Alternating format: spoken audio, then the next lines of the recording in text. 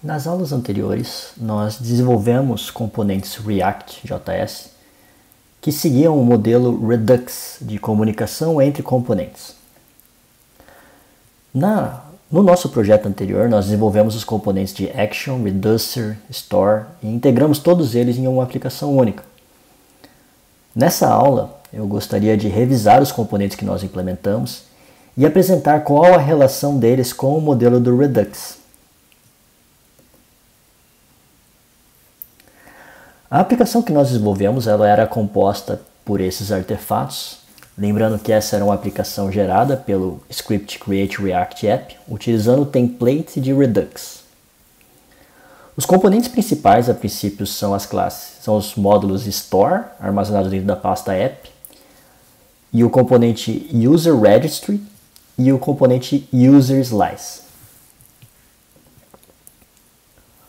O componente User Slice ele na verdade representa uma implementação de um conceito que é gerado pelo script Create React App, que utiliza essa função chamada Create Slice. A função Create Slice ela tem como finalidade facilitar a implementação de múltiplos componentes do Redux em aplicações React. Nessa função, são passados parâmetros que definem os reducers da aplicação como um todo. Esses reducers eles são exportados para serem reutilizados em outros módulos do nosso código. Adicionalmente, quando nós estabelecemos os reducers, também são gerados os actions atrelados a cada um dos reducers, que também fazem parte do Redux e que devem ser utilizados em outros pontos da aplicação.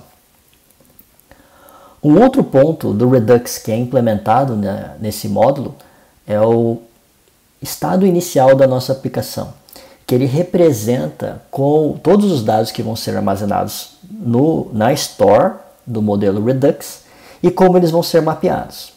Nesse exemplo, o estado inicial ele é composto simplesmente por um atributo list, que ele se trata de um vetor vazio, num primeiro momento. O uso do nosso User Slice ele foi incorporado na aplicação React, num primeiro momento, no arquivo store.js, que é armazenado dentro da pasta app. Esse arquivo ele é responsável por configurar a Store e vincular os reducers com a Store. É importante observar na linha 2 do arquivo store.js que é importado o User Reducer, sendo esse um componente que ele é declarado dentro do nosso slice e que na verdade ele é gerado pelo nosso slice dado a chamada da função Create Slice. Em seguida, esse User Reducer ele é configurado na Store de forma que ele vai definir os atributos, na verdade o estado da aplicação relacionado à propriedade User. Um outro ponto a ser destacado desse nosso código é o componente React gerado, que é o componente User Registry. Esse componente ele se trata basicamente de um componente React baseado em funções usando hooks do React e também hooks do React Redux. Alguns pontos a serem destacados são a utilização das definições do User Slice, que a gente importa a classe ListMap e a classe Actions definida no nosso User Slice, e também os hooks do React Redux, que são o UseSelector e o UseDispatch. Considerando o fluxo de utilização dessa nossa aplicação, essa aplicação vai funcionar da seguinte forma. Inicialmente vai ser instanciado o nosso componente, React User Registry. Esse componente ele tem um hook direcionado, um hook do React Redux, que ele vai relacionar uma constante chamada users com um estado da nossa aplicação.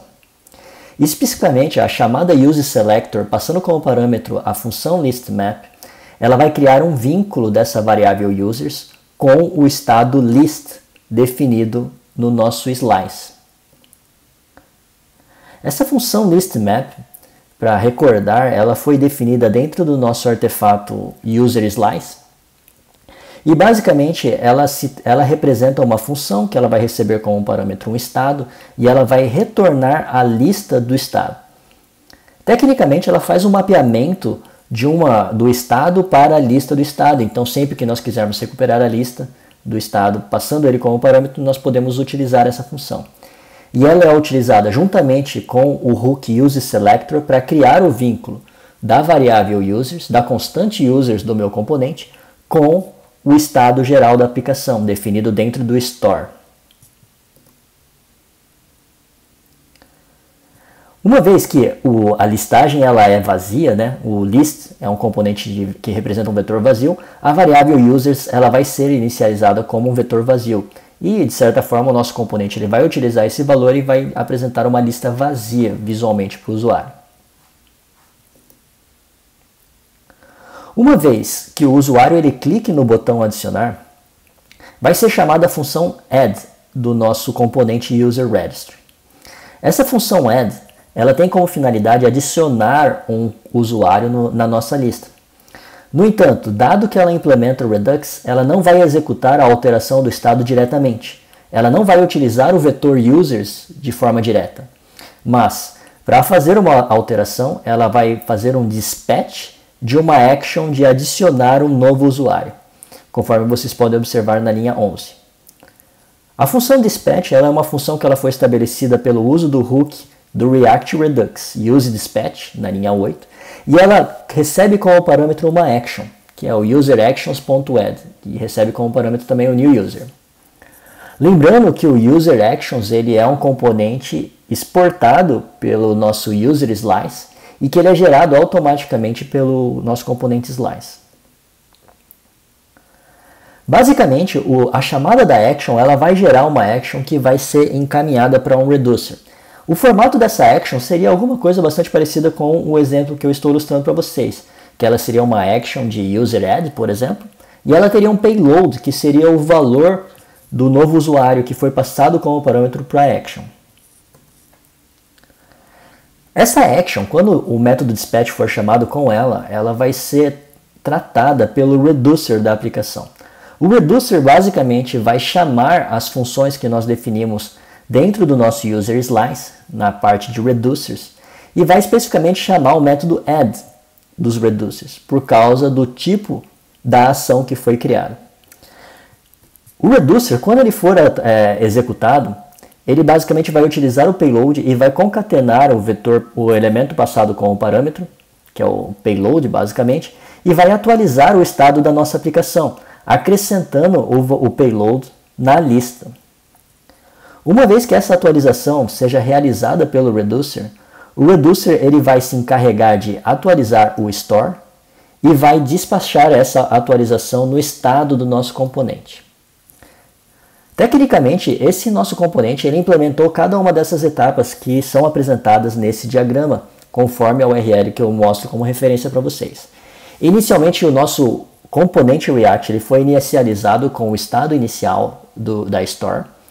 E para realizar uma alteração nele, ele criou uma action e realizou o dispatch dessa action, ou seja, ele lançou essa action para ser tratada pelo reducer. Essa nossa aplicação ela tinha apenas um reducer que basicamente concatenava o parâmetro passado dentro da action para atualizar o estado da nossa aplicação. Uma vez que esse estado seja atualizado dentro do store, essa atualização ela era refletida no componente React. E basicamente esse é o funcionamento geral da aplicação React que nós desenvolvemos anteriormente, seguindo o padrão Redux.